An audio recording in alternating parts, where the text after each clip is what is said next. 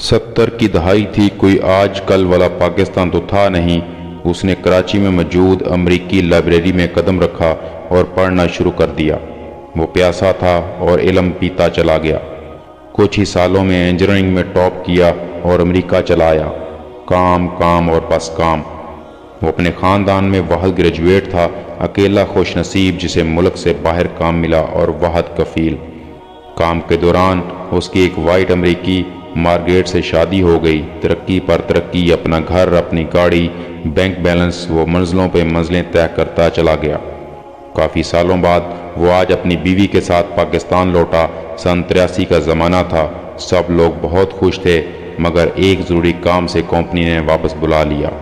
بیوی کو پاکستان چھوڑ کر ایک ہفتے کے بعد واپس آنے کا کہہ کر وہ امریکہ روانہ ہو گیا۔ 26 گھنٹوں کے طویل سفر کے بعد اس نے رات کی تاریکی میں نیو یارک میں موجود اپنے گھر کا دروازہ کھولا اور بستر پر آ کر اوندھے منہ لیٹ گیا کہ صبح کام پر پہنچنا تھا۔ اس نے بمشکل تمام 6 بجے کا الارم لگایا۔ صبح اس کی آنکھ 11 بجے کھلی۔ وہ کافی دیر تک حیران و پریشان گھڑی کو دیکھتا رہا۔ اس نے چھلانگ مار کر بستر سے اٹھنے کی کوشش کی، مگر یہ کیا، وہ تو اپنے آپ کو 1 انچ بھی نہ ہلا پایا۔ اس نے گھبراہٹ میں چیخنا چاہا، مگر کوئی آواز نہ نکل سکی۔ رات کے کسی پہر جب وہ خوابوں میں دنیا فتح کر رہا تھا تو قدرت کو کچھ اور ہی منظور تھا۔ اسے فالج کا اٹیک ہوا اور صبح تک اس کا جسم، اس کا چہرہ اور تمام عضلات کسی بھی قسم کی حرکت سے معذور ہو چکے تھے۔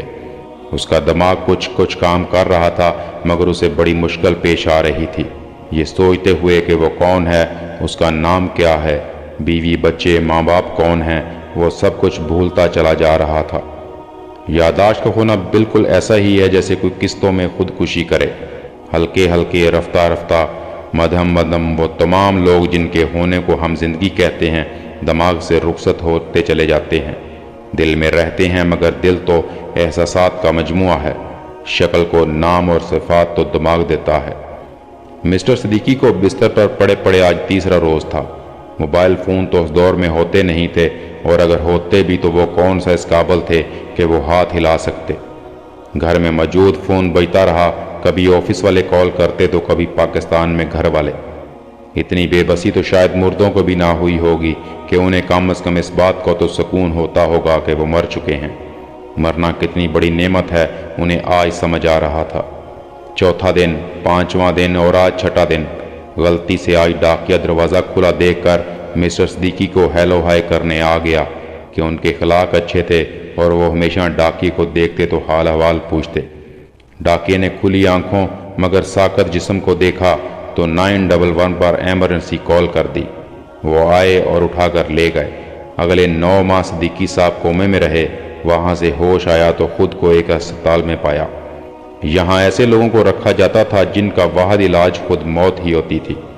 دن، ہفتے، مہینے اور سال گزرتے چلے گئے۔ بیوی نے سمجھا کہ کسی اور کے ساتھ گھر بسا لیا اور اسے بھول گئے، اس نے بھی کہیں اور شادی کر لی۔ بہن بھائیوں اور رشتہ داروں نے سمجھا کہ پیسے کی ہوس نے تمام رشتے ناطے توڑنے پر مجبور کر دیا۔ باپ نے سمجھا کہ بیٹا امریکی زندگی میں مصروف ہو گیا اور گھر والوں کی خیریت لینے کا وقت نہیں ہے، وہ ناراض ہو گیا، اور اسے ناراضگی میں ہی کچھ سالوں بعد باپ کا انتقال ہو گیا۔ ماں پھر ماں ہوتی ہے، وہ آخری وقت تک انتظار کرتی رہی کہ ایک دن اس کا بیٹا ضرور واپس آئے گا۔ اس نے مرتے وقت بھی وصیت کر دی کہ جب بیٹا آئے تو اس کی قبر پر ضرور لے آئیں۔ آج اس واقعے کو 33 سال اور 4 ماہ ہونے کو آئے ہیں۔ مسٹر صدیقی کوئی ان کا پورا نام نہیں جانتا، آج بھی بولنے کی سکت نہیں رکھتے، مگر تھوڑا بہت کھا پی سکتے ہیں۔ پچھلے چند ماہ سے سینٹر میں ایک پاکستانی آتا ہے، اس کا نام شاہد ہے۔ شاہد انہیں دیکھتا تو اسے شک گزرتا کہ یہ پاکستانی ہیں، مگر ایک کلین شیو بوڑھے کو دیکھ کر اندازہ لگانا مشکل تھا، بول تو وہ سکتے نہیں تھے۔ آج مسٹر شاہد کو ایک ترکیب سوچی، وہ گھر سے پاکستانی چکن بریانی لے گئے اور مسٹر صدیقی کے سامنے رکھ دی۔ مسٹر صدیقی کے پورے جسم میں صرف آنکھیں بولتی تھیں، آج تو جیسے وہ ابل پڑیں۔ نرس چمچ سے بریانی آہستہ آہستہ منہ میں ڈالتی جاتی، مگر اتنے آنسو اس میں مل جاتے کہ اندازہ کرنا مشکل ہو جاتا کہ چمچ میں چاول کی مقدار زیادہ ہے یا آنسوؤں کی۔ یہ آنسو اس بات کا ثبوت تھے کہ بندہ یا تو پاکستانی ہے یا انڈین۔ شاہد نے مریض کو گلے لگایا اور دونوں نہ جانے کتنی دیر تک روتے رہے۔